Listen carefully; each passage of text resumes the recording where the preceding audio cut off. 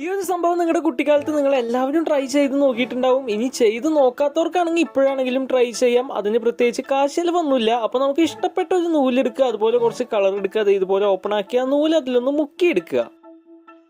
പെട്ടെന്ന് ചെയ്യണമെന്ന് നിങ്ങൾക്ക് തോന്നുകയാണെങ്കിൽ ഉജാല ഉപയോഗിച്ചിട്ടും ചെയ്ത് നോക്കാം. കളറിന് പകരം ഉജാല ഉപയോഗിച്ചാലും നമ്മുടെ കാര്യങ്ങൾ നടക്കും. ഇതുപോലെ ആ ബുക്കിലൊന്ന് വെച്ചതിന് ശേഷം അത് നന്നായി അടക്കിയ സൈഡിൽ നിന്ന് ആ നൂല് വലിച്ചെടുക്കുക. അപ്പോൾ ഈ ഒരു സംഭവം കണ്ടപ്പോൾ തന്നെ നിങ്ങൾക്ക് എല്ലാവർക്കും എന്താണ് കാര്യം എന്ന് മനസ്സിലായിട്ടുണ്ടാവും. അപ്പം ഞാനത് നല്ല വൃത്തിയിൽ പറിച്ചെടുക്കാൻ ശ്രമിച്ചെങ്കിലും ഇതുപോലെയൊക്കെയാണ് കിട്ടിയത്.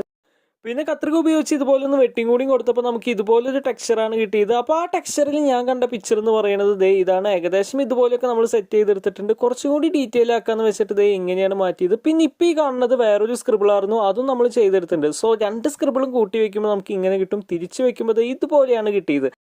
ഇന്ന് നമ്മൾ വരച്ച ഈ ഒരു പിക്ചർ നിങ്ങൾക്ക് എന്താണെന്ന് കണക്ട് ചെയ്യാൻ പറ്റുന്നുണ്ടോ? എന്തായാലും നമ്മുടെ ഇന്നത്തെ ചലഞ്ച് നമ്മൾ അടിപൊളിയായിട്ട് തന്നെ കംപ്ലീറ്റ് ചെയ്തിട്ടുണ്ട്.